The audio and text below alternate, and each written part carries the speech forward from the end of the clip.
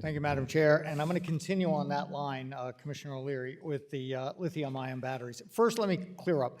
Is the task force, the lithium-ion battery task force, the same as the Interagency Fire Safety Working Group? Is that the same thing? I don't know. Okay. So we heard.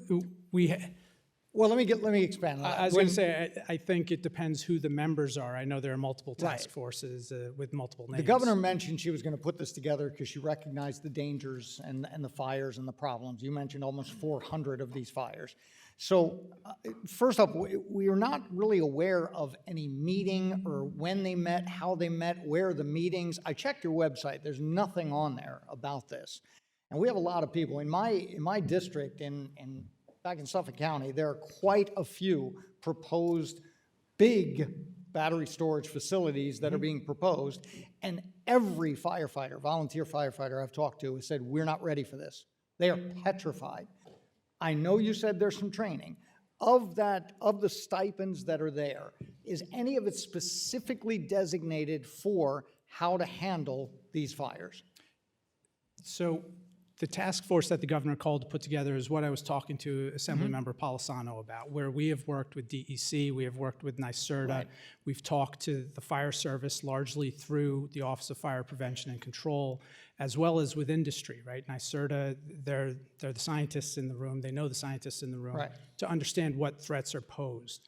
We have worked with the local fire departments, whether they're career or volunteer, when they have raised concerns. We have talked about this at the career chief meetings. We have worked with FASNY to raise awareness among the volunteer leadership.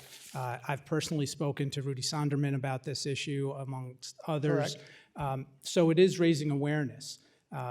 Unfortunately, we had a pretty large battery energy storage fire up in Chameau last year. There were lessons learned from that in terms of monitoring where you stay.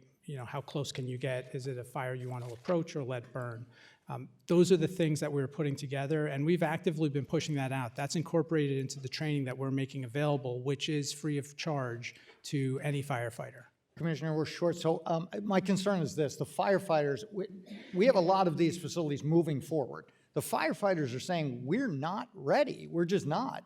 They've done training where they ended up having to let it burn. They did one with an electric vehicle. It burned for 3 days.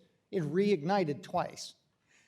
Thinking of a huge battery storage facility near homes, near schools, near neighborhoods, we're not ready.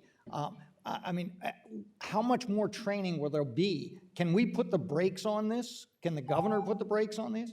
On the training, I hope not. No, not the training, the facilities. So that's why we work with NYSERDA as well. We're there to make sure that the fire Sorry, service is I have to appropriately